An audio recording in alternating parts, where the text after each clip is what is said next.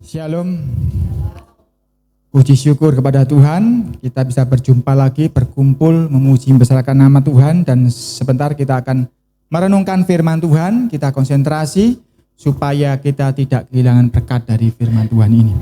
Saudara kasih Tuhan, hari ini saya akan menyampaikan sebuah renungan yang sebetulnya itu ulangan dari beberapa hal yang sudah pernah kita renungkan. Tetapi kita perlu ulangi lagi mungkin supaya kita bisa mengerti lebih dalam ya. Saya akan awali dengan sebuah ilustrasi. Ada orang tua memberikan sebuah perintah kepada anaknya. Nak, kamu sebelum mainan, kamu harus 1 jam belajar dulu ya. Nah, dengan perintah ini ada anak yang, aduh, mau mainan aja belajar dulu. Makanya dia belajar sambil mainan. Belajar sampai tangannya sampai main game gini. Orang tuanya enggak tahu, ada orang tuanya diselikno. Ada yang sampai nonton YouTube itu lihat nanti ya. Ini terjadi karena saya juga lihat ya, anak saya kuliah online itu sambil lihat YouTube gitu ya. Ada lagi anak yang lain, anak yang strict ini. Wah, orang tuaku sudah kasih perintah 1 jam belajar sebelum mainan. Strict dia, persis pokoknya. Tidak kurang 1 menit pun tidak kurang dia, persis 1 jam dia jalani selesai. Serius sungguh-sungguh belajar dia. Habis belajar dia mainan. Yang ini berarti perintah apapun orang tuanya jalan pokoknya ya. Tanpa berbantah-bantah, yang penting kerjakan. Ada lagi satu lagi. Dia mikir, kenapa ya orang tuaku kok nyuruh seperti itu ya? Oh iya ya, orang tuaku sudah jerih payah, banting tulang cari uang buat aku sekolah. Aku harus berhasil.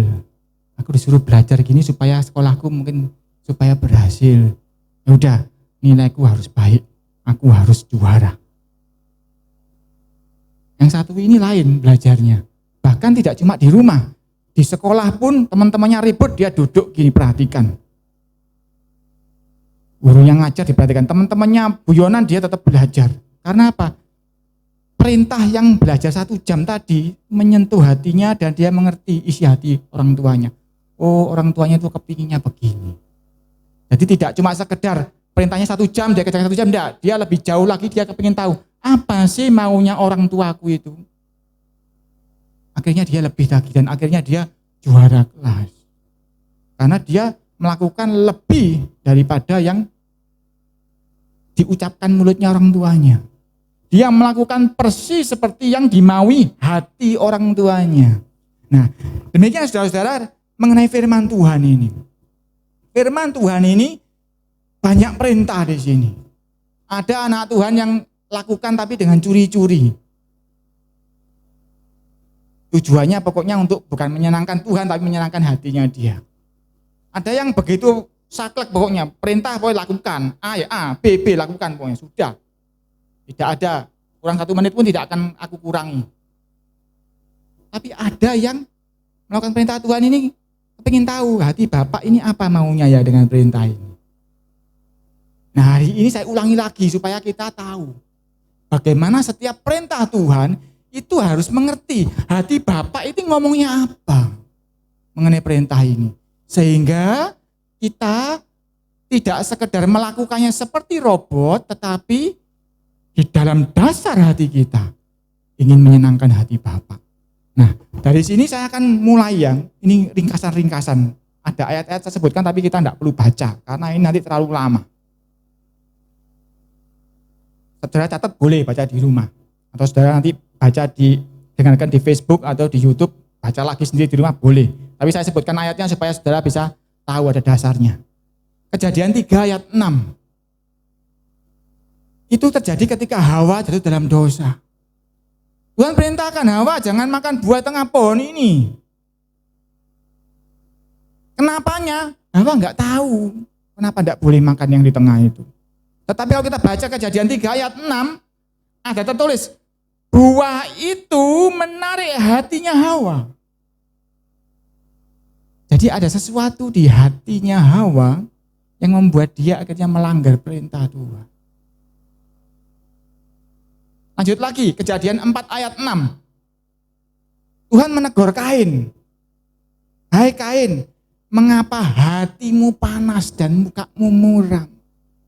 Perhatikan, Tuhan menegur Kain, apakah persembahannya jelek?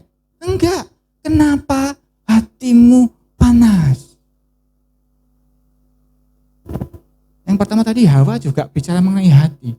Yang kedua, Kain juga bicara mengenai hati. Dan kalau kita baca di dalam Ibrani 11 ayat 4 dituliskan, karena iman maka Habel memberikan persembahan yang lebih baik. Kenapa Tuhan menerima persembahannya Habel bukan Kain? Bukan karena itu domba, bukan sayuran, bukan. Tuhan tidak pernah menyebutkan begitu. Persembahannya Habel dinilai Tuhan lebih baik karena iman.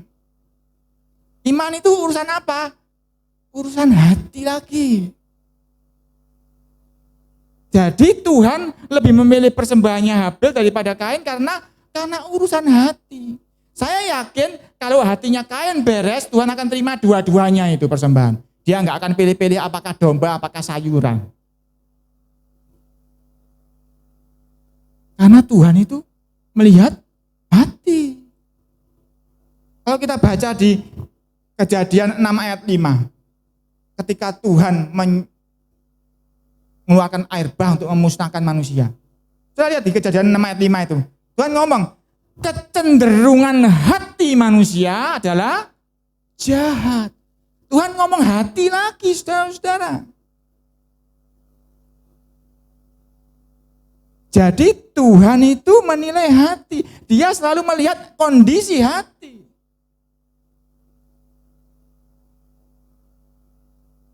Keluaran 21 ayat 12-14. Ini semua sudah pernah saya sampaikan di khotbah-khotbah sebelumnya, entah dekat entah lama, makanya saya tidak perlu bacakan. Keluaran 21, 12, 14. Tuhan pesan pada Musa, nanti kalau engkau masuk tanah Kanaan, sediakan 6 kota perlindungan. 3 di seberang sungai Yordan, 3 yang satunya lagi di seberang sananya lagi. Untuk apa kota-kota itu? Kota itu adalah kota perlindungan, di mana kalau ada orang membunuh tanpa sengaja, karena ada tertulis di dalam hukum Taurat, kalau orang membunuh maka dia harus dihukum mati.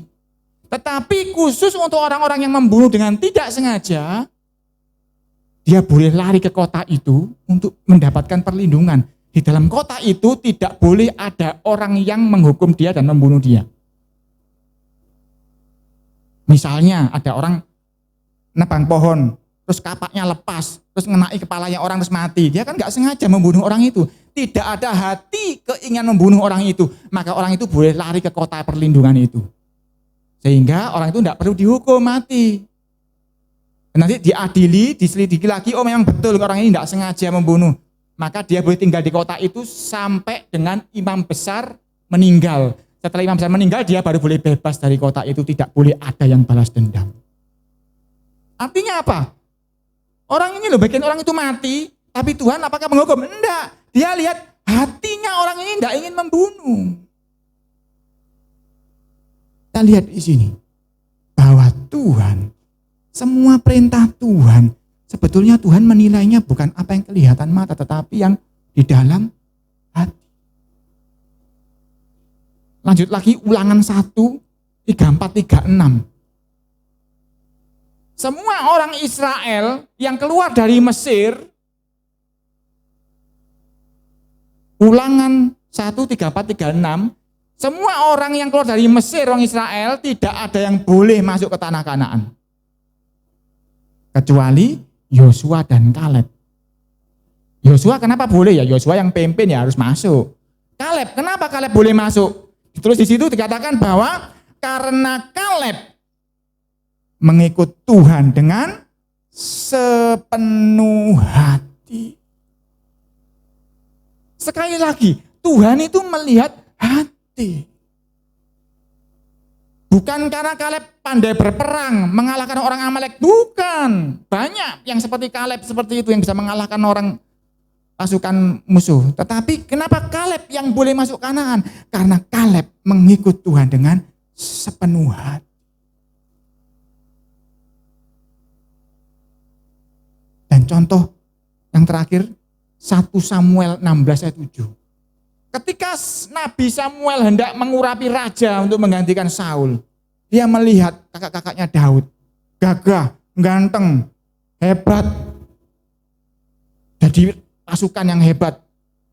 Tuhan ngomong, Samuel, jangan engkau melihat apa yang kelihatan di mata, karena aku melihat yang di dalam hati. Sehingga yang dipilih bukan orang gagah perkasa yang gimana, tetapi Daud yang kecil perawaannya malah. Karena Tuhan dikatakan di situ, manusia melihat yang kelihatan mata, tetapi Tuhan melihat yang di dalam hati. Seperti contoh saya tadi, permulaan ilustrasi anak yang ketika diperintahkan belajar 1 jam ini lebih jauh dia mikir apa yang Tuhan mau. Itu bicara mengenai hati ke hati. Jadi ketika dia belajar 1 jam, dia lakukan itu untuk orang tuanya. Lain dengan anak yang satunya. Aku belajar ini untuk apa? Untuk supaya habis ini aku bisa mainan. Nah, lain kan ya? Hatinya kan beda kan? Satunya belajar supaya bisa mainan, satunya belajar supaya bapakku bangga aku nanti juara. Lain kan?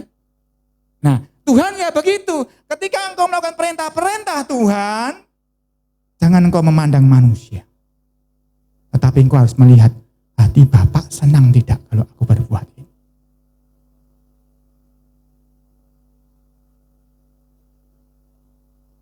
Kita baca Matius 5 ayat 8. Matius 5 ayat 8. Ini ya sudah pernah disampaikan, tapi ini perlu kita baca.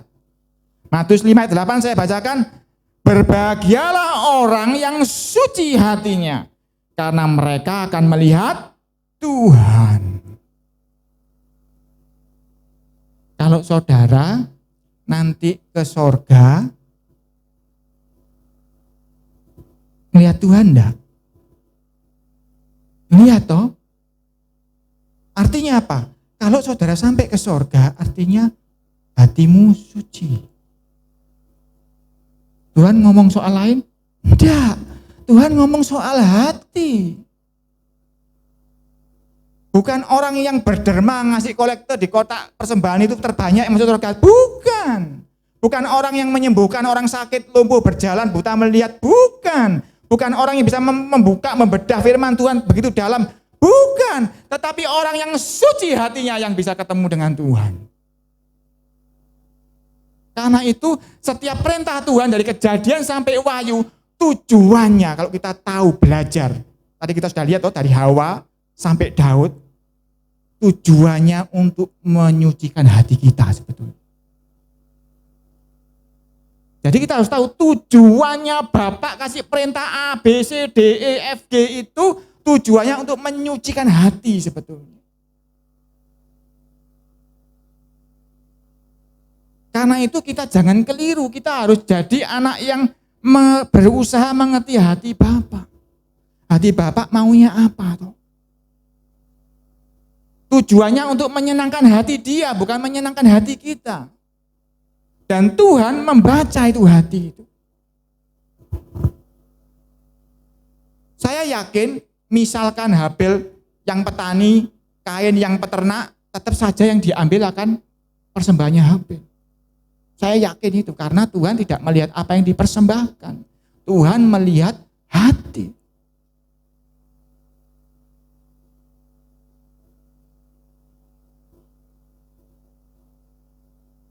Saya yakin juga ketika Hawa makan buah itu tanpa sengaja, misalnya gelundung jauh dari tengah, terus dia makan gak sengaja, mungkin Tuhan juga tidak akan menghukum seperti itu.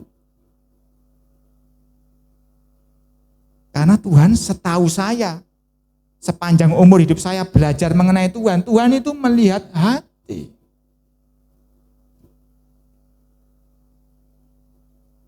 Baca Yohanes 7 ayat 38. Ini juga sudah pernah kita bahas. Yohanes 7, 38.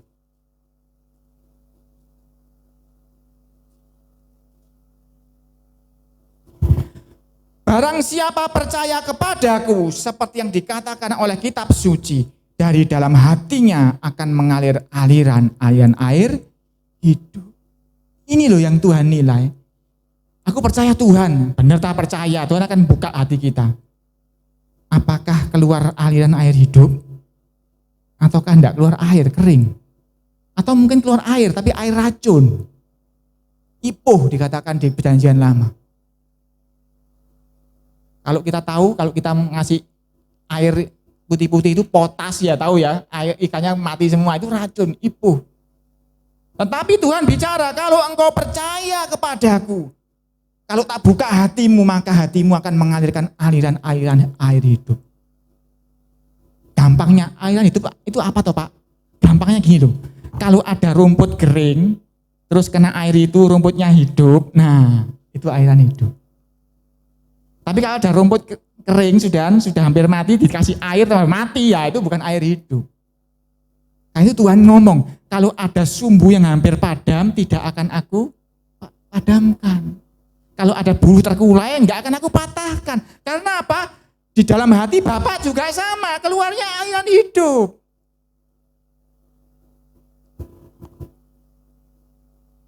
Kalau kita mau menguji diri kita sendiri, cuma begitu caranya menguji. Keluar aliran hidup enggak ya dalam hatiku? Hatiku ini membunuh apakah menghidupkan? Seperti itu saudara-saudara. Supaya kita bisa menyenangkan hati Tuhan. Lanjut lagi, Matius 12 ayat 1 sampai 8.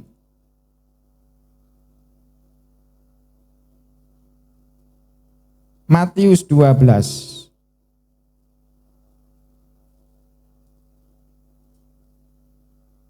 1 sampai 8.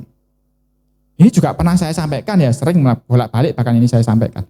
Matius 12 saya bacakan. Pada waktu itu pada hari Sabat, Yesus berjalan di ladang gandum karena lapar. Murid-muridnya memetik bulir gandum dan memakannya. Melihat itu berkatalah orang-orang Farisi kepadanya, lihatlah murid-muridmu berbuat sesuatu yang tidak diperbolehkan pada hari Sabat. Tetapi jawab Yesus kepada mereka, tidakkah kamu baca apa yang dilakukan Daud ketika ia dan mereka yang mengikutnya lapar?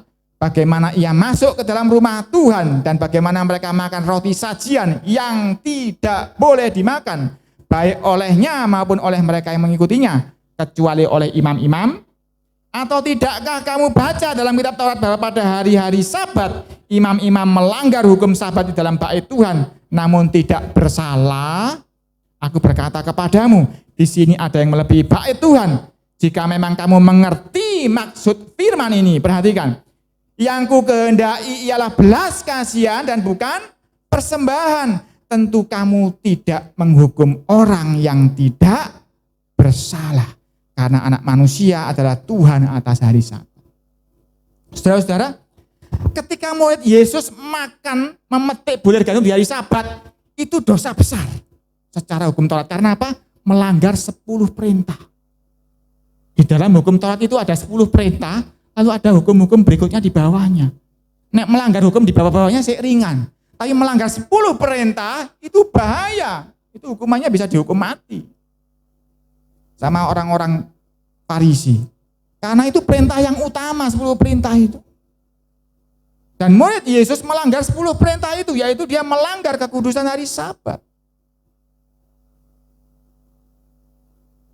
Tetapi kita harus seperti anak yang cerdas tadi. Kenapa Tuhan menyuruh sahabat itu berhenti bekerja? Supaya manusia beristirahat. Supaya jantungmu sehat. Tidak tiba-tiba koid kena serangan jantung. Karena kecapean. Dan hal-hal lain yang kita nggak paham. Tetapi Tuhan paham. Kalau engkau ambil waktu sehari untuk beristirahat, maka sehatlah badanmu nanti. Tetapi kalau gara-gara itu terus nggak makan, sehat apa mati? Mati toh.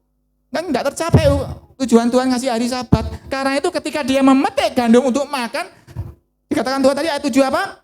Tentu kamu tidak menghukum orang yang tidak bersalah. Di hadapan Yesus memetik bulir waktu itu tidak bersalah. Walaupun di hadapan orang-orang Farisi itu bersalah.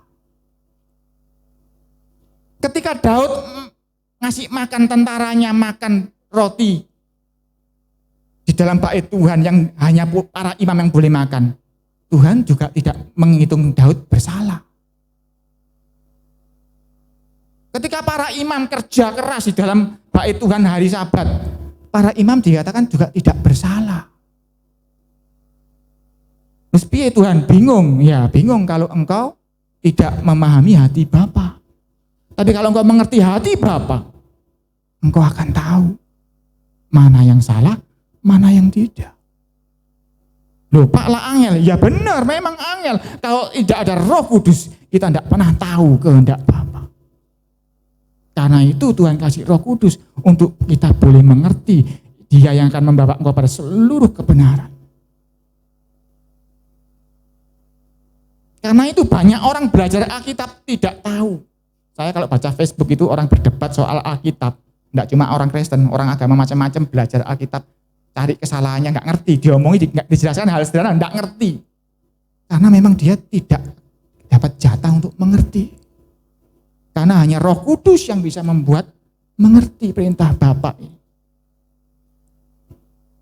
Jadi sekali lagi Tuhan Yesus pun melihat hati, tidak melihat apa yang kelihatan mata, memetik gandum salah, tidak. 1 Yohanes 4 ayat 8. Ini ayat-ayat ini semua sudah pernah saudara baca ini. 1 Yohanes 4 ayat 8. Barang siapa tidak mengasihi, ia tidak mengenal Tuhan, sebab Tuhan adalah kasih. Saudara tahu, ketika akhir zaman nanti ada orang, Tuhan, Tuhan, aku membangkitkan orang mati demi namamu. Tuhan ngomong apa? Aku tidak kenal. Loh Tuhan, kamu loh nyiptakan hidungku seperti ini, mataku seperti ini. Kamu yang nyiptakan, maksudnya tidak kenali aku. Ternyata Tuhan tidak melihat yang kelihatan mata. Tuhan melihat apakah hatinya ada kasih apa tidak. Karena Tuhan itu isi hatinya adalah kasih. Karena itu di akhir zaman banyak orang bertindak melakukan perintah Tuhan, bahkan semua perintah di Alkitab dilakukan semua, tapi Tuhan ngomong, aku tidak kenal kamu. Loh Tuhan, aku loh Tuhan, tangan yang ngasihkan persembahan besar, aku enggak ngelihat tanganmu nak, aku ngelihat hatimu waktu itu. Aku loh Tuhan yang berkhotbah berapi-api, membuat banyak orang bertobat, aku enggak lihat mulut waktu itu, nah aku melihat hatimu. Aku loh berbuat sosial, bagi-bagi beras, bagi-bagi minyak. Aku enggak ngelihat tanganmu, enggak ngelihat mukamu waktu itu, aku melihat hatimu. Karena itu Tuhan mengenali kita cuma dari hati kita. Ada kasih apa tidak? Barang siapa tidak mengasihi, ia tidak mengenal Tuhan. Sebaliknya juga saya katakan Tuhan juga tidak mengenal orang itu. Sehingga di akhir zaman dia akan ngomong, aku tidak mengenal engkau, hai pembuat kejahatan. Semuanya cuma urusan hati dengan Tuhan, saudara. 1 Timotius 1, 5 ayat 7. Saya cepat aja karena banyak saudara ya. Namanya ulangan, seperti kitab ulangan itu. 1 Timotius 1 ayat 5 dan 7.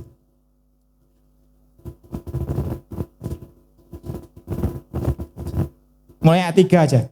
Ketika aku hendak meneruskan perjalananku ke wilayah Makedonia, aku telah mendesak engkau supaya engkau tinggal di Efesus dan menasihatkan orang-orang tertentu agar mereka jangan mengajarkan ajaran yang lain. Ini Rasul Paulus ngasih tahu ke Timotius muridnya. Ataupun sibuk dengan dongeng dan silsilah yang tiada putus-putusnya, yang hanya menghasilkan persoalan belaka dan bukan tertib hidup keselamatan yang diberikan Tuhan dalam iman. Jadi rupanya ada juga hamba-hamba Tuhan waktu itu yang diajarkan itu ajaran yang lain, bukan hati Bapa yang diajarkan. Ajaran yang buletisasi, yang ruwetisasi. Yang Rasul Paulus ngomong kepada Timotius, nasihati orang itu supaya tidak bulet seperti itu. Ayat 5, tujuan nasihat itu ialah kasih yang timbul dari hati yang suci. Rasul Paulus tahu bahwa yang bisa ketemu Tuhan nanti di akhir zaman yang hatinya suci. Karena itu dia ngomong, tujuan nasihat-nasihat itu supaya adalah kasih yang timbul dari hati yang suci, dari hati nurani yang murni, dari iman yang tulus, ikhlas. Jadi setiap perintah Tuhan itu harus diresponi dengan hati nurani yang tulus, dengan iman yang tulus, hati yang murni, yang suci, yang didasarkan kasih. Kasih itulah yang menghidupkan manusia yang harusnya mati, kena dosa. Kasih itulah air hidup itu. Jadi kita harus tahu banyak pengajaran. Saya sering terima dari WhatsApp itu. Banyak saya nggak tahu apakah itu hamba Tuhan, apakah orang awam biasa nyuplik firman Tuhan, terus ngomong gini. Kadang nggak pakai firman Tuhan, dia ngomong yang baik. Saya lihat sudah di forward banyak sekali. Tulisannya forward many times gitu ya, berarti sudah di forward sering kali. Saya lihat, ini enggak sesuai yang Tuhan mau. Tapi ya di forward kemana-mana sudah. Saudara mungkin sering ya lihat itu ya, video-video firman Tuhan gitu ya. Saudara harus hati-hati. Karena akhir zaman makin banyak penyesatan. Saudara harus tahu hati Bapak maunya apa. Kadang-kadang bukan yang seperti dijabarkan seperti itu. Hati-hati sekali. Kita harus tahu bahwa kita mengujinya dari buahnya. Buahnya apa? Air hidup, kasih itu, saudara-saudara. Jadi, segitu panjang saya bicara, sebetulnya cuma kita ada kesimpulan bahwa segala sesuatu perintah Tuhan ini tidak bisa harus kita dengar saklek kerja ini, boy. Tidak bisa. Kita harus mengerti hati Bapak itu maksudnya apa. Dan supaya kita mengerti hati Bapak, kita juga punya hati yang sama, yaitu hati yang penuh kasih. Kasih timbulnya dari iman dan pengharapan. Kalau nggak ada iman, nggak ada pengharapan, nggak mungkin punya kasih. Dan itu semua anugerah dari Roh Kudus. Kita harus minta Roh Kudus pimpin setiap saat.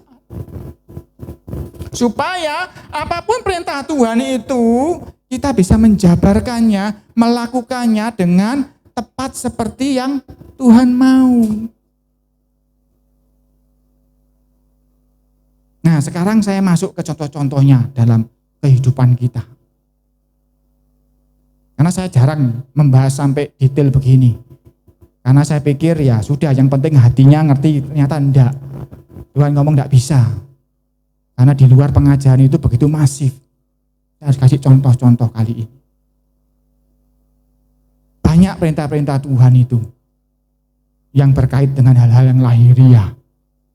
Yang pertama, mengenai tubuh kita. Yang paling penting di dalam hukum orang Israel ya mengenai tubuh itu adalah mengenai sunat.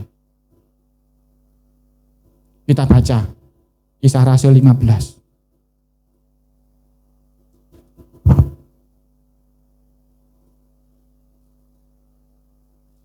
Kisah 15 ayat 10.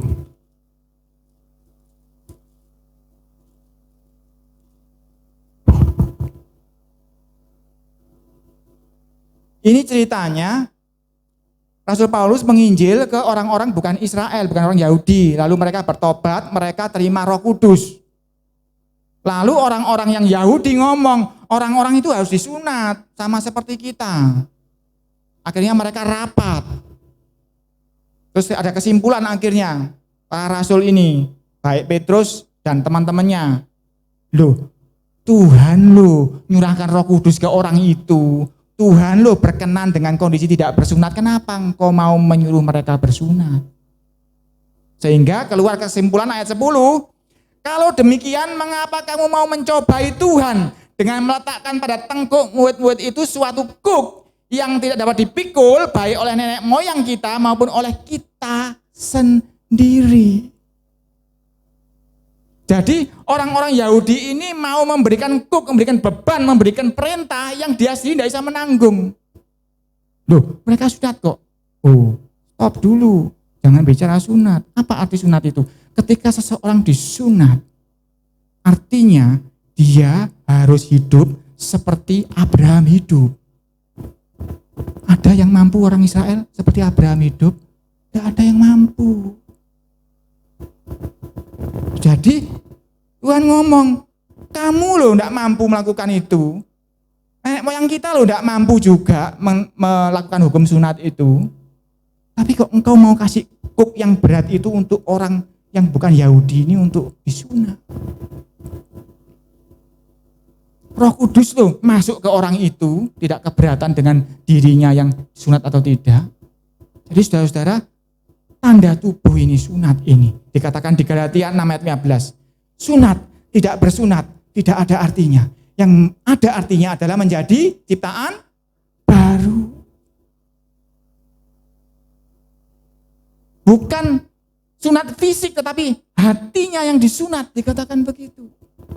Hatimu yang disunat, yang tidak baik dibuang, dipotong. Karena itu saat ini orang-orang Kristen sudah enggak lagi diwajibkan sunat. Karena itu orang Kristen yang sunat tidak bancaan. Karena apa? Sunat ya sunat aja buat kebersihan. Tidak apa-apa.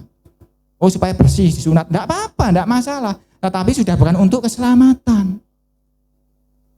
Karena itu saudara-saudara kalau punya anak disunat boleh. Sunat aja ke dokter selesai 3 hari selesai sudah. Sembuh sekarang cepat. Tapi tidak usah dibancai, karena itu bukan untuk keselamatan. Itu bukan syarat untuk memenuhi hukum Taurat, bukan. Karena sunat tidak bersunat tidak ada artinya, yang penting menjadi ciptaan baru. Saya baca di Matius 11, 29, 30. Saya tidak perlu bacakan di sini, tetapi isinya adalah Tuhan Yesus ngomong, belajarlah kepadaku, karena aku ini lemah lembut dan rendah hati. Pikulah kuk yang kupasang, karena kukku itu ringan.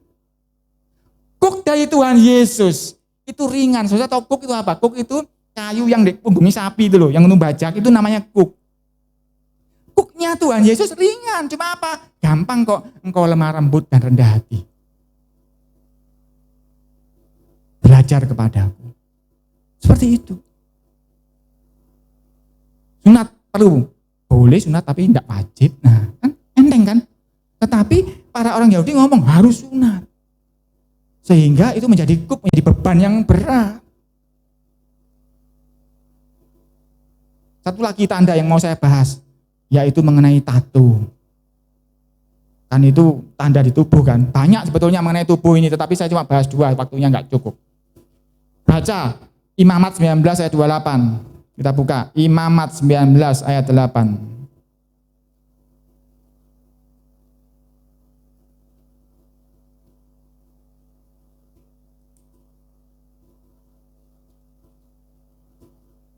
Saya bacakan.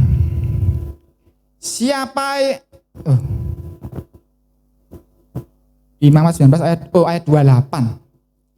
Janganlah kamu menggoresi tubuhmu karena orang mati, dan janganlah merajah tanda-tanda pada kulitmu. Akulah Yahuwah. Jadi anak Tuhan tidak boleh merajah, ngasih tanda-tanda di tubuh. Tidak boleh. Kadung ya Pak, kadung ya sudah. Tuhan itu penuh pengampunan. Minta ampun sama Tuhan, diampuni. Tapi jangan nambah lagi ya. Jangan pasang tato. Oh supaya gagah Pak, supaya keren. Oh di Bali ini gak sah Pak nek di Kuta kalau gak ditato. Jangan. Tuhan perintahkan jangan. Kenapa sih? Karena tubuh itu adalah rumah Tuhan. Tuhan tidak percaya ya, datang ke gereja, ke pura, ke masjid, bawa opilok, ceken, orek-oreken, nek engkau dikepui orang banyak. Betul enggak? Karena itu rumah Tuhan, dioret-oret. Nah, tubuh kita loh rumah Tuhan dioret-oret, dikasih tato, enggak boleh, enggak baik. Tapi zaman sekarang pinter orang, bukan tato kok ini namanya sulam alis, sulam bibir, itu ya tato ibu-ibu, sama. Tinta itu dimasukkan ke dalam kulitmu, itu juga tato. Wis kadung ya Pak, wis kadung. Ya wis kadung ya enggak apa-apa. Tuhan Maha Pengampun. Minta ampun selesai. Jangan diulangi, jangan ditambahi. Pak, kayak titik kurang dawa titik, tak tambahi titik yo. Karepmu, takok Tuhan. Aku gak bisa apa-apa karena aku yang enggak bisa ngawasi saudara 24 jam kok. Saudara mau tato, apalagi tatonya di pantat, masa saya tahu? Enggak tahu. Tetapi saya sudah sampaikan, itu rumah Tuhan, jangan diorek-orek. Yang sudah terlanjur, ya enggak apa-apa, minta ampun, Tuhan ampuni. Ya, itu mengenai tanda tubuh. Sekarang masuk ke mengenai apa ya ini ya? Mengenai najis dan tidak najis. Tahir tidak tahir. Ini hukumnya banyak loh kalau kita belajar hukum Taurat.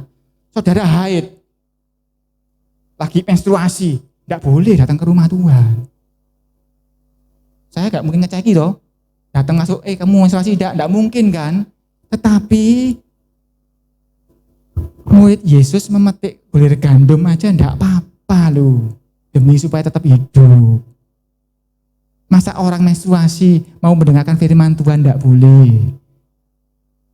Nek Tuhan tidak boleh engkau masuk pintu itu mati sampai berdek. Tuhan ya bolehkan toh. Suami istri yang berhubungan suami istri malamnya tidak boleh kalau perjanjian lama, tidak boleh datang ke rumah Tuhan. Kondisi tidak tahir. Saudara jalan, habis selesai mandi sudah ganteng semua masuk ke gereja. Kakinya nyenggol kecoa mati, menyentuh bangkai toh. Najis, tidak boleh datang ke gereja. Pak, saya tidak ke gereja, kenapa? Habis kesenggol kecoa mati.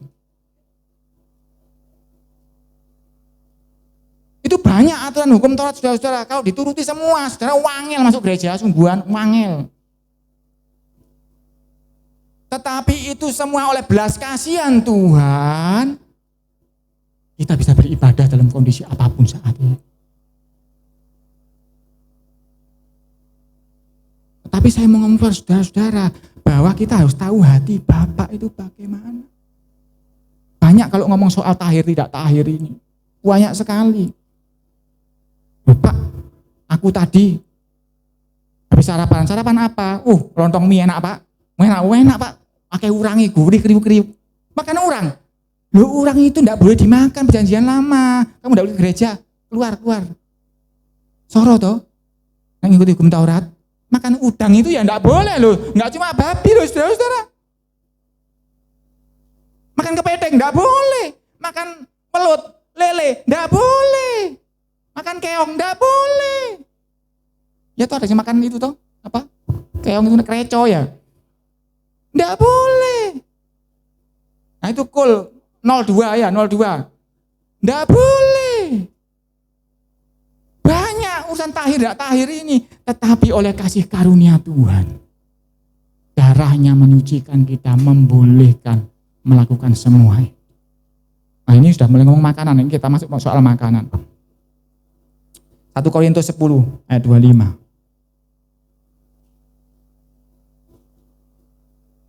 Ini soal yang masuk ke mulut kita.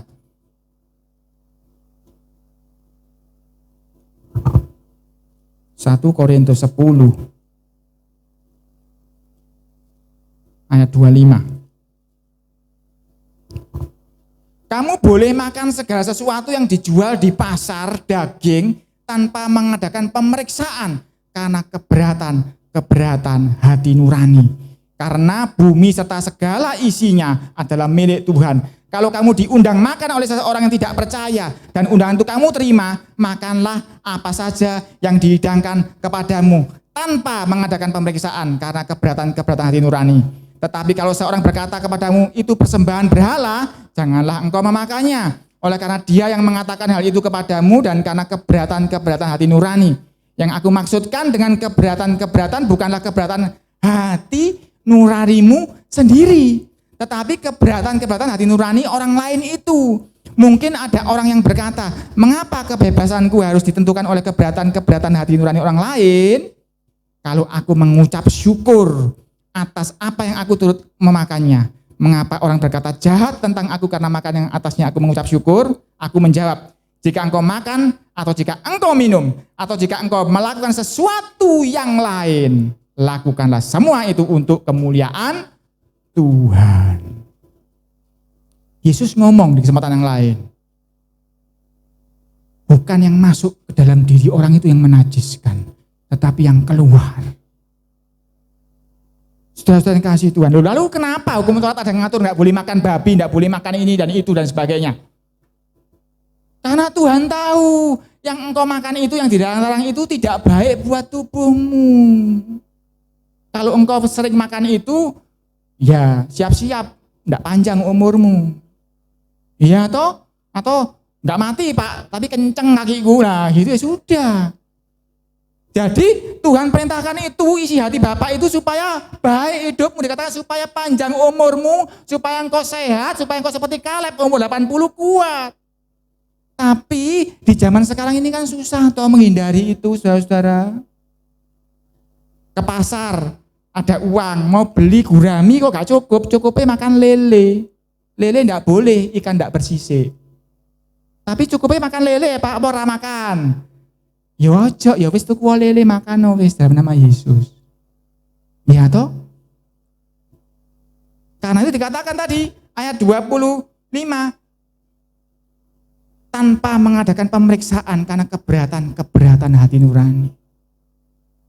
Tapi engkau tahu kan bahwa lele enggak baik toh. Kalau ada uang cukup beliau gurami itu lebih baik, atau mujair itu lebih baik. Karena itu ikan bersisik, lebih sehat. Kalau ada sapi, ada babi, uangmu cukup untuk beli sapi, beliau sapi. Waduh, pas babi murah, pas sapi mahal, cukup beli babi Pak sekarang enggak apa-apa, tapi ya nek kenceng tanggungan dewe. Seperti itu. Cumi enak murah ya. Iya, tapi ya kolesterol. Tapi dilarang cumi, iya dilarang. Tapi kalau engkau terpaksa harus makan cumi, ya makanlah.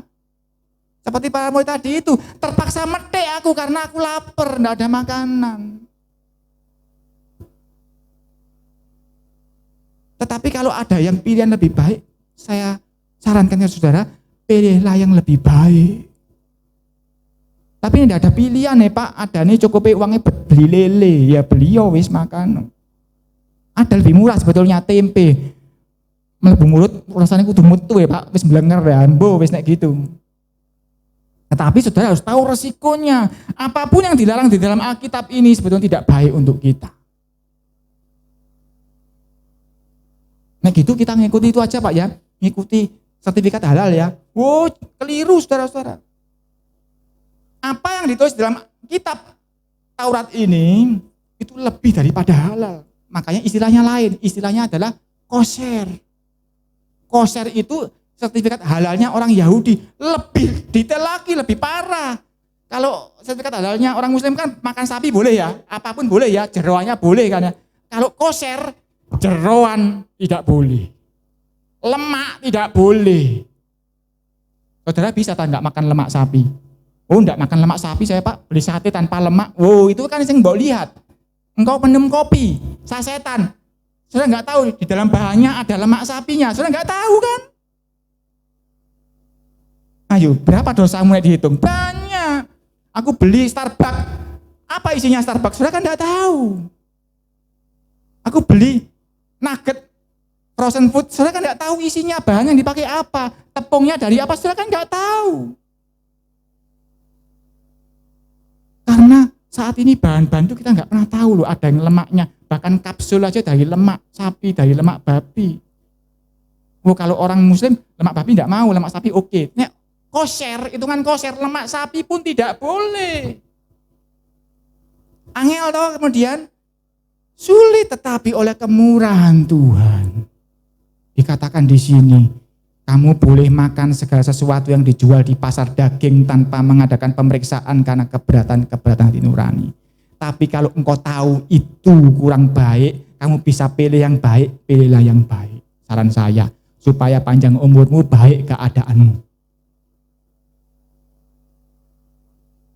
Tetapi saya mau sampaikan di sini, soal makanan, minuman, kita juga tidak bisa sempurna, saudara. Sulit. Tetapi kembali lagi, Tuhan itu sebetulnya melihat hati. Saya kan tidak pernah tahu. Saudara bisa beli gurami, tapi karena senangnya lele, beli lele terus setiap hari. Ya terserah.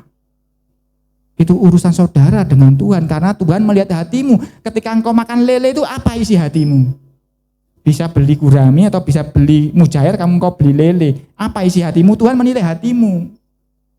Bapak Tuhan, meso melanggar pokoknya aku seneng enak. Aku sok tuku mujair enggak, aku beli lele aja. Ya terserah, karena melihat Tuhan melihat hatimu. Kalau saudara belajar mengenai ikan-ikan yang berkumis, itu udah ikan-ikan yang karsinogen. ikan-ikan yang bisa membuat nantinya kanker. Karena itu hindari. Wah, saya tak makan ini aja Pak, ikan enak ini Pak. Apa itu ikan yang empuk dagingnya? Apa yang temannya Nemo itu ikan apa? Ikan dori. Wah, ikan dori aja Pak, saya tak kasih tahu ya. Dori yang dijual di Indonesia itu adalah ikan patin. Bukan ikan dori asli. Ikan dori asli harganya lebih mahal dari daging sapi. Ikan dori asli itu di perlautan dalam di Eropa sana. Kalau sudah pernah lihat film Nemo, ikan yang warna hitam itulah ikan dori yang asli. Bentuknya seperti dorang. Nah, sudah beliau ikan dori frozen lah, bentuknya panjang. Ya karena memang ikan patin. Disebut dori karena asalnya orang Thailand mengekspor daging patin dengan merek dori, dikasih gambar ikan dori. Sehingga sampai sekarang disebut itu dori. Padahal itu bukan dori, itu patin. Dan patin itu berkumis dan itu sama dengan lele. Itu ada sifat karsinogen di dalamnya. Loh, lemaknya bagus-bagus tapi ada sifat lain yang di dalamnya yang kau tidak tahu. Ini ngomong soal makan bisa bulat, bisa panjang, bisa berbulan-bulan ngomong saudara. Tetapi saya kasih tahu di sini bahwa Tuhan itu melihat hati. Kita tidak bisa sempurna mengikuti semua hukum di sini. Tetapi bukan itu yang membawa kita datang ke neraka atau surga, tetapi hati kita. Karena Tuhan ngomong, engkau makan, engkau minum, engkau lakukan apapun juga lakukan itu untuk Tuhan. Kalau menurutmu makan lele itu baik, lakukan. Itu urusan masing-masing dengan Tuhan. Tapi kalau saya boleh pilih, ada mujair, ada lele, saya pilih mujair. Gurih mana? Gurih lele. Saya juga suka makan lele. Pecel lele dulu. Tapi setelah saya tahu, oh enggak baik, saya makan mujair. Itu soal makanan. Sekarang soal pakaian. Baca Imamat 19. Soal penampilan. Imamat 19 ayat 27.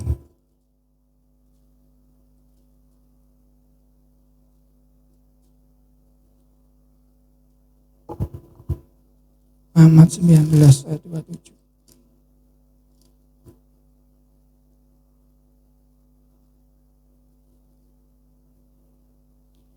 Janganlah kamu mencukur tepi rambut kepalamu berkeliling, dan janganlah engkau merusakkan tepi janggutmu. Yang laki-laki, bapak-bapak, janggutmu jok dicukur. Karena itu kalau sudah lihat orang Yahudi, para rabi itu jenggotnya kan segini tuh panjangnya tuh. Lihat tuh, di orang Israel jenggotnya kan panjang-panjang segini. Karena dia ngikuti hukum ini. Janggutnya jangan dirusak, gak boleh dicukur janggutnya. Tapi rambutmu jangan dicukur keliling ya, jangan sampai engkau sampai pelontos di sini, terus jegerak kayak mohawk itu jangan. Ya oke lah, kita kan jarang seperti itu ya, kita masih punya rambut ya, sampingnya ya. Tetapi soal janggut ini loh, saya ya cukur tiap hari. Risih ada janggutnya itu. Nggak sempurna kan sudah, kita soal penampilan aja. Sudah tahu? Ketika Petrus, kemarin yang kita baca itu, Yesus sudah mati, bangkit, terus dia nebarkan jala lagi. Ketika ketemu, oh itu Tuhan, dia bertelanjang dada kan. Terus dia pakai baju dulu, baru nemui Yesus. Karena apa? Nggak pantas dia menemui gurunya tanpa baju yang komplit. Zaman waktu itu di Timur Tengah, sama laki-laki juga harus lengan panjang. Laki-laki juga harus sampai celana yang panjang. Enggak boleh, celana koloran gini enggak boleh. Lengan pendek ini enggak boleh. Harus panjang juga sama orang laki-laki. Karena ada aurat, enggak boleh, harus ditutupi. Tetapi coba engkau lakukan di Surabaya, negak sedilu air kepes. Ya. Bisa, kita enggak bisa sempurna. Coba saudara di Surabaya jenggotan panjang segini, Pak diluai diangkat gini ngelapi keringat di sini sudah. Iya toh? Cukur bersih begini, tetapi ya apa? Firman Tuhan tidak boleh loh. Tetapi sekali lagi kita harus tahu apa Tuhan maunya. Tidak bisa semena-mena melakukan itu. Kalau soal wanita lebih banyak ayatnya, tapi saya tidak siapkan di sini malah. Tapi ada ditulis, wanita yang berdoa harus mengenakan tudung.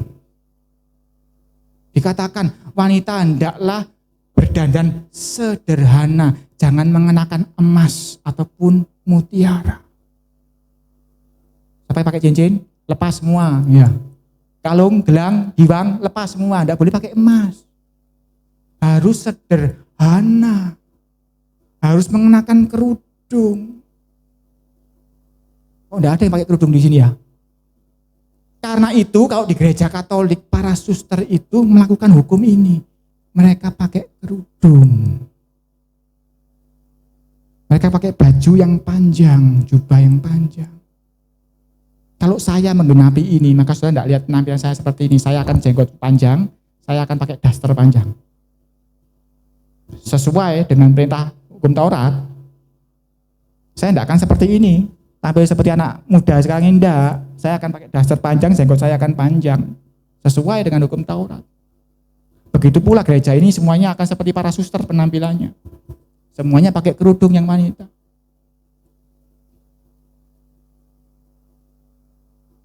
Pak, boleh enggak Pak? Saya di dalam gereja rendah hati, tapi di luar enggak rendah hati. Enggak boleh. Itu namanya munafik. Anak Tuhan di dalam gereja, di luar gereja harus rendah hati, harus lemah lembut. Kalau saudara pakai kerudung di sini, di luar juga harus pakai kerudung. Tidak ada standar ganda di dalam Tuhan. Mau sempurna seperti itu, silakan, tidak apa-apa. Pakai kerudung, jangan pakai emas. Pakai baju yang dikatakan sederhana. Tidak boleh yang mewah, yang sederhana, yang murah berarti. Itu yang tertulis di dalam kitab-kitab ini banyak, bahkan soal wanita aturannya banyak, tapi saya tidak tulis malah. Saya sebutkan yang laki-laki ini karena sering jarang tahu kan. Jadi kalau saudara lihat ada orang jenggotnya panjang, saudara tidak boleh ngilokno karena apa? Ya itu memang mereka mengikuti hukum Taurat. Mereka yang malah yang betul. Kalau ada orang pakai kerudung di luar sana, pakai jilbab, mereka melakukan hukum Taurat. Mereka lebih baik dalam hal itu daripada kita. Tetapi sekali lagi Tuhan melihat hati.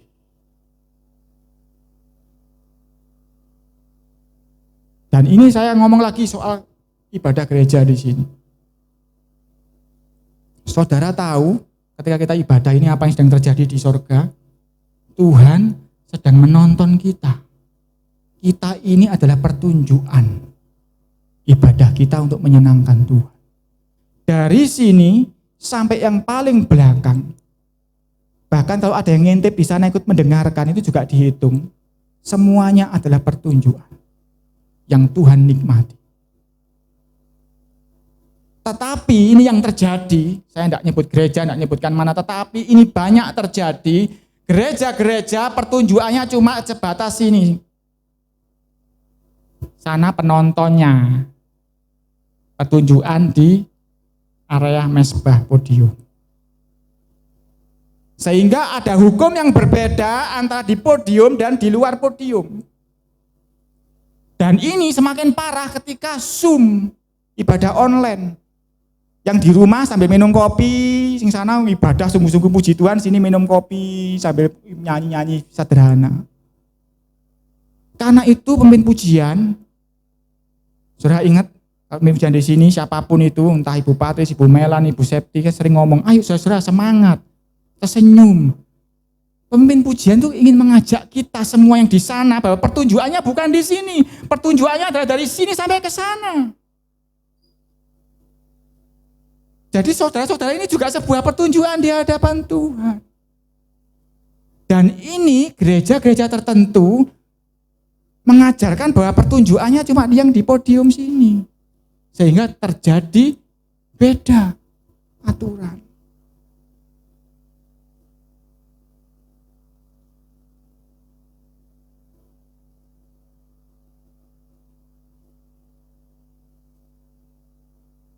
Saya ibadah seperti ini, khotbah di sini santai ya, karena saya tahu semua pemahamannya sama. Nggak usah pakai dasi ya nggak apa-apa. Karena apa? Saya pakai dasi di sini, saya pakai di sana, sama saja pertunjukannya semua di sana. Karena itu ketika Pak Abed berkhotbah di sini pakai kaos oblong, saya juga enggak protes. Karena apa? Dia di sana juga pakai kaos oblong, di sini pakai kaos oblong juga enggak apa-apa. Karena pertunjukannya dari sini sampai ke sana. Tidak ada standar ganda. Di hadapan Tuhan dia melihat hati masing-masing orang ini. Tidak ada standar ganda. Apapun yang pantas dilakukan di sini juga harusnya pantas di sana. Yang tidak pantas di sini tidak pantas juga di sana. Tidak pantas juga di luar. Karena kita anak Tuhan tidak boleh munafik. Di sini, di situ, di luar tetap harus anak Tuhan. Ini yang seringkali gereja-gereja salah pengertiannya. Saya tidak merasa paling benar di sini, tetapi saya semuanya dari firman Tuhan. Karena itu saya dari awal tadi ngomong soal sampai Hawa, sampai itu semua tujuannya supaya tahu bahwa Tuhan melihat hati. Dan Tuhan itu tidak pernah melihat. Benar-benar. Contoh ini ya, contoh ini omongan baik tapi keliru. Saudara ke gereja ketemu siapa? Ketemu Tuhan. Saudara lo ketemu Pak Presiden Jokowi aja pakai jas, kenapa ketemu Tuhan pakai pakaian jelek? Saya kasih tahu yang betul ya. Tuhan melihat hati. Tuhan menembus pakaianmu. Engkau pakai pakaian setebal apapun, seberukut apapun, kelihatan semua tubuhmu. Bahkan dia menembus lagi masuk dari tubuhmu, melihat hati, dasar hatimu. Sehingga keliru saudara kalau ngomong pakaian ketemu sama Tuhan. Kalau pakai hukum Taurat, wanita berdoa harus pakai kerudung. Di dalam kamar pun pakai kerudung. Tetapi saat ini, saudara di jeding pun, telanjang pun, saudara bisa berdoa kan? Betul enggak? Karena apa? Karena engkau sedang berdiri di hadapan Tuhan. Tuhan enggak bisa ditutupi dengan baju. Bajumu sesopan apapun tetap kelihatan semua. Mohon maaf, kelihatan buah dadamu, kelihatan kemaluanmu. Tuhan tembus pandang. Bahkan dia bisa melihat sampai masuk lagi dari kulit kita yang tembus lagi masuk ke dalam hati. Memisahkan sumsum dengan tulang kita. Dia bisa, saudara-saudara. Jadi, Pak, kalau ke gereja pakai baju, apa ukurannya? Loh, engkau pakai gereja itu, bajumu itu bukan untuk Tuhan malahan. Ya, betul, engkau melakukannya untuk Tuhan, tetapi yang melihat bukan Tuhan. Tuhan melihat hatimu. Ketika engkau ke gereja, secara rohani engkau berjumpa dengan Tuhan. Secara jasmani engkau berjumpa dengan siapa? Ayo Pak, saya tanya. Ketika engkau ke gereja, secara jasmani engkau itu berjumpa dengan Bapak Ibu Gembala, Bapak Ibu Wakil Gembala.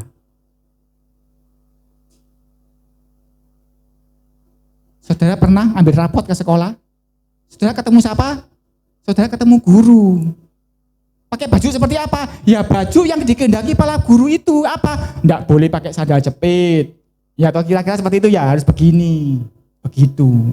Saudara rapat misalnya di kelurahan. Saudara ketemu sama Pak Lurah toh? Kamu harus pakai baju seperti apa? Ketemu Pak Lurah. Aku naik sandal jepitan sarungan, ini Pak Lurah engko. Kira-kira Pak Lurah pengen baju seperti apa? Oh iya, aku tak pakai batik ah. Pak Lurah pasti seneng. Jadi ketika kita datang ke suatu tempat manapun, termasuk Tuhan kasih suatu perumpamaan mengenai raja yang mengadakan pesta. Ketika semua diundang pesta, ada yang tidak pakai baju pesta. Dikeluarkan dia. Karena apa? Karena itu suasananya pesta. Raja itu menghendaki semua pakai baju pesta. Kalau tidak pakai baju pesta dikeluarkan. Ukurannya siapa? Ukurannya tuan rumahnya, yaitu sang raja. Kamu datang ngambil rapat, tuan rumahnya guru di sekolah. Kalau rapat di RT RW ya Pak RT Pak RW. Kalau engkau ke gereja, secara rohani engkau bertemu dengan Yesus, dengan Tuhan. Siapkan rohmu, siapkan rohanimu untuk kudus di hadapan Tuhan. Tetapi ketika engkau secara fisik jalan ke sini, Saudara semua itu ketemu sama saya sebetulnya. Secara fisik loh ya. Jadi ukurannya itu ya ukuran tuan rumahnya, ukurannya saya. Ukurannya Pak Abed. Karena saya gembalanya, Pak Abed wakilnya. Ukurannya Bu Melan, ukurannya Bu Shirley. Karena saya gembala, dia ibu gembala, Bapak wakil gembala, dia ibu wakil gembala. Ukurannya adalah tuan rumahnya ini. Beda saudara ke gereja yang lain, harus putih-putih. Ya harus mau datang pakai putih-putih di sana. Karena apa? Gembalanya ngomong harus pakai baju putih-putih. Kalau di sini saya bebas. Cuma ukurannya apa Pak? Ukurannya gampang kok. Kalau engkau kira-kira pakai baju itu ngambil rapot pantas enggak? Pantas ya pakai, oh enggak apa-apa. Ya, saya gitu aja, enteng aja. Karena saya tahu Tuhan melihat hati. Bajumu saat ini kalau ngambil rapot nggak mungkin dimarahi sama guru karena sudah baik, sudah pakai sepatu, sudah rapi. Ya sudah, saya juga enteng gitu aja, saudara-saudara. Ukuran saya sederhana kok. Kalau engkau ngambil rapot seperti itu oke ya enggak, sudah. Dan ukuran saya enggak lagi di sini harus begini, di situ harus begini, enggak bisa. Tuhan melihat. Ini pertunjukannya dari sini sampai sana. Apapun yang engkau tidak pantas lakukan di sini, enggak pantas juga dilakukan di sana. Enggak pantas dilakukan di tempat-tempat yang lain. Karena apa? Tuhan melihat hati. Dan Tuhan mengatakan, yang ku kehendaki ialah belas kasihan. Jadi saudara-saudara, mengenai ibadah, mengenai harus bagaimana penampilan, kita harus lakukan semuanya untuk Tuhan. Dan ukurannya bisa beda-beda setiap gereja. Kalau saudara di gereja yang harus pakai baju putih, saudara harus datang pakai baju putih. Kalau saudara tidak cocok dengan itu ya sudah, saudara cari gereja yang tidak harus pakai baju putih. Tapi kalau di sini saya bebas saja, asalkan sopan baik. Ukurannya sopan bagaimana? Ukurannya ya kalau engkau pergi ambil rapot seperti itu oke ya sudah. Jadi ukurannya adalah engkau ketemu dengan siapa, ya itu ukurannya. Tadi dikatakan keberatan hati bukan keberatan hatimu, tetapi keberatan hati orang yang lain yang mengundang pesta itu, yang mengundang acara itu. Pakai baju ini saudara, ini urusan jasmani ya. Urusan yang gak akan diurusi di surga nanti. Karena itu saya gak pernah sebetulnya menyampaikan seperti ini. Tetapi perlu, Tuhan ngomong perlu. Pengajaran-pengajaran di luar itu macam-macam. Istri saya itu loh, tanya ke gereja itu, boleh pakai ini? Enggak boleh, nih ganti terlalu transparan. Saya gitu. Anak saya kalau enggak pantas, enggak boleh, ganti. Nah, cuman ukuran ini kan tidak sama, saudara-saudara, setiap orang. Tetapi kalau mau sempurna, kita sama-sama kompak, Pak, ayo Pak, sempurna Pak, kita pakai kerudung. Oke, ayo, semua pakai kerudung. Di luar juga pakai. Tidak waktu di mana tidak ada. Saat ini saudara-saudara, di kamar mandi pun kita bisa memuji Tuhan. Dalam kondisi telanjang itu memuji Tuhan, merenungkan firman Tuhan, berdoa. Itu kemurahan Tuhan, saudara. Kita buka Galatia pasal 3.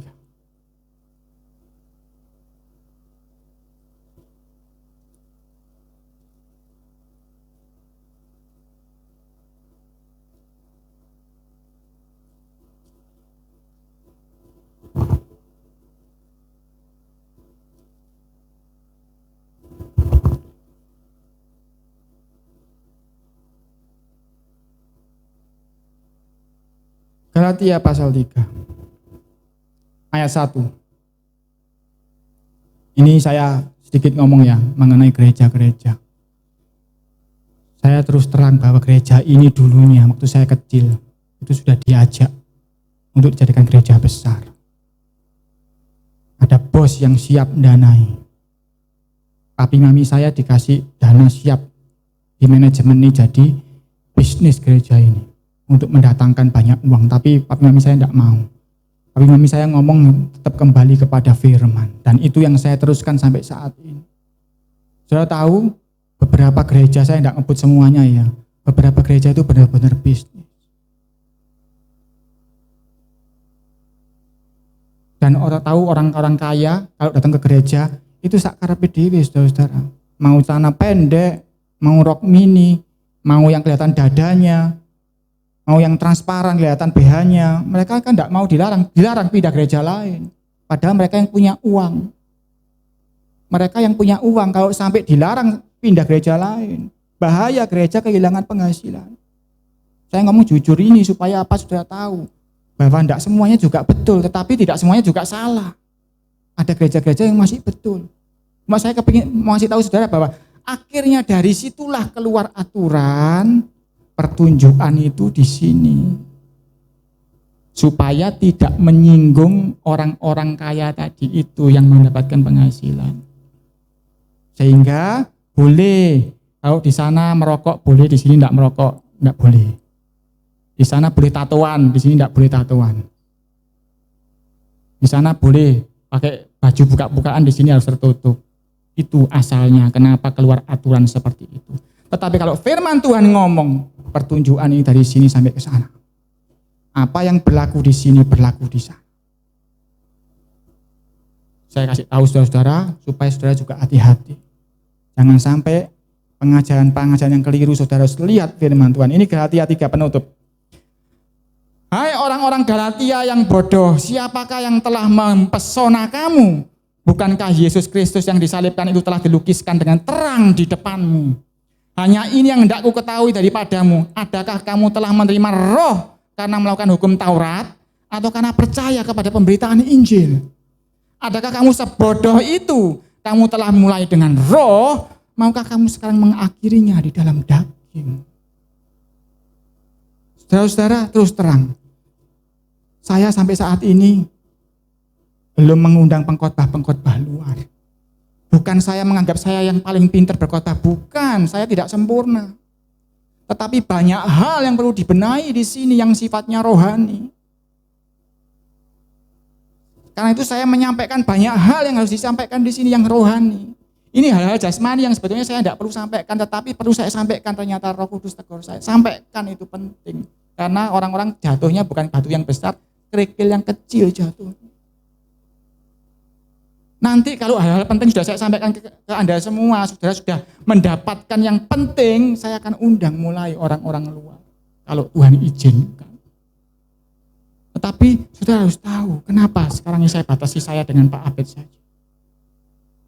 Karena ada hal-hal yang perlu dibenahi. Karena waktunya sudah sangat dekat. Saya ngomong pada saudara kan, saya tidak pernah bahas-bahas hal yang kurang penting, yang saatnya, tandanya apa, tidak terlalu. Tapi yang penting saudara bagaimana masuk dalam kerajaan surga. Dan hari ini kita belajar sesuatu yang penting. Tuhan melihat hati yang ketemu Tuhan, yang hatinya suci. Yang hatinya dipenuhi dengan kasih.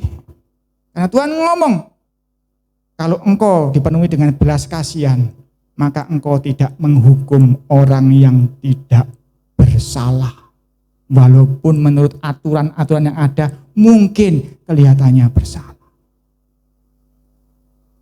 Tetapi kalau engkau bisa seperti itu, engkau masuk ke level kasih yang lebih tinggi lagi. Engkau mengerti hati Bapa. Engkau tahu bagaimana kasih. Dan saudara akan masuk ke level kasih yang sangat tinggi. Apa itu? Saudara tahu, kalau saudara belajar di dalam 1 Korintus 13, kasih itu sabar. Dan seterusnya ujungnya sabar menanggung segala sesuatu. Tetapi sebelum sabar menanggung segala sesuatu, ada yang namanya percaya segala sesuatu. Saya nggak tahu saya digerakkan sampai ke sini. Betulnya sudah selesai khotbah saya. Galatia tadi itu. Kalau kita sudah mengawali dengan roh, jangan mengakhiri dengan daging. Tetapi Roh Kudus gerakkan saya lagi. Kasih itu sabar.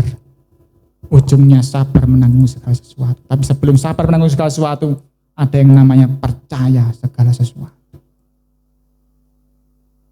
Saudara tahu namanya percaya segala sesuatu? Angel, saudara.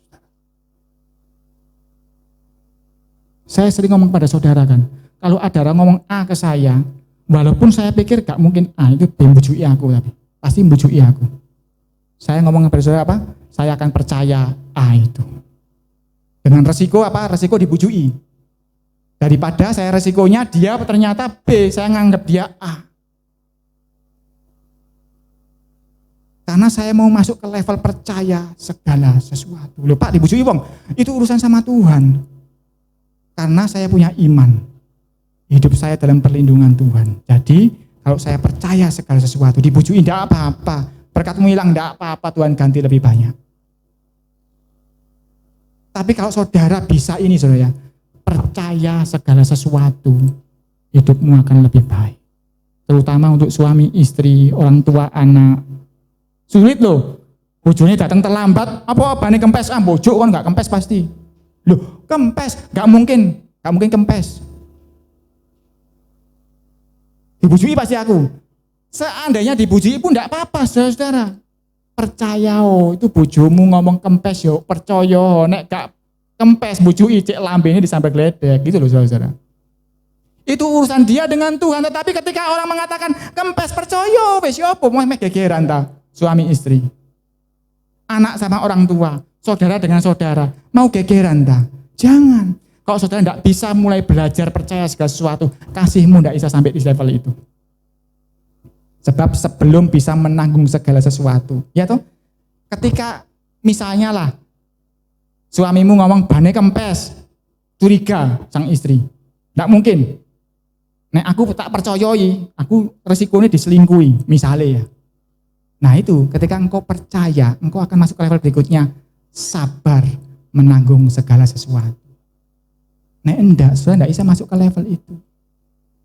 Ini sangat susah, percaya segala sesuatu ini. Kalau engkau bisa masuk ke level percaya segala sesuatu, jamin engkau akan sedikit gegeran. Karena apa? Suamimu ngomong A, engkau percaya aja. Istrimu ngomong A, percaya. Anakmu ngomong A, engkau mulai belajar percaya. Orang tuamu ngomong A, engkau mulai belajar percaya. Saudaramu ngomong A, engkau mulai belajar percaya. Tetapi percayamu bukan kepada orang itu, percayamu kepada Tuhan yang tahu segala sesuatu. Tuhan yang membela engkau. Tuhan hakim yang adil. Sehingga engkau tenang saja. Nek engkau bujui aku ya lambemu engkau ndoeng. Iya toh. Saya suka dengan apa yang disampaikan Petrus Agung itu gampang, mudah sekali. Udah, engkau biarin aja, nanti apa? Nanti pindah rezeki ini gitu. Saya tidak tahu Roh Kudus bahwa sampai di sini. Tetapi inti yang saya sampaikan pada hari ini adalah kalau engkau sudah mengawali dengan roh, jangan akhiri dengan daging. Semuanya harus serba roh, karena Tuhan itu roh. Karena jiwa kita, hati kita ini ya roh. Mari kita hidup di dalam roh, maka kita tidak akan berbuat di dalam daging. Segala sesuatu hal yang terjadi ketidaksamaan pemikiran, mari kita menganggap yang lain lebih utama. Kita saling belajar, saling mengasihi, saling menghormati, sehingga kasih Kristus sempurna atas kita. Rana matu kisikianu masutiki rata karana. Tuhan Roh Kudus, engkau baik. Kami tidak sempurna, kami penuh salah Tuhan, ampuni kami. Tetapi hari ini kami belajar satu hal yang penting Tuhan. Apapun perintahmu dari Kejadian sampai Wahyu Tuhan, kami tahu ada yang lebih penting dari yang tertulis, yaitu apa yang ada di dalam hatimu Tuhan. Setiap perintah ini kami boleh mengerti oleh Roh Kudus, kami mengerti hati Bapa. Bahwa hatimu menghendaki apa, pimpin kami Tuhan. Karena kami ini bodoh, kami tidak ngerti apa-apa. Tetapi Roh Kudus akan membawa kami dari tahap ke tahap untuk mengerti kehendak-Mu, untuk saling mengasihi, untuk iman pengharapan kasih kami diperbarui dari hari ke hari. Supaya Tuhan engkau dapati di akhir zaman bahwa hati kami suci Tuhan. Karena kami setiap hari kami membasuh jubahnya yang putih itu di dalam darah anak domba. Tuhan, pengetahuan kami sempurna. Tidak sempurna Tuhan, tapi Roh Kudus mengerti dengan sempurna. Karena itu sempurnakan kami di dalam hadirat Roh-Mu Tuhan. Hambamu sudah selesai berbicara. Biar Roh Kudus yang berbicara lebih dalam kepada masing-masing pribadi. Untuk mengerti apa yang Tuhan kehendaki. Supaya nama Tuhan dipermuliakan. Terima kasih Tuhan, di dalam nama Yesus kami alaskan doa syukur kami. Haleluya. Amin. Tuhan Yesus memberkati.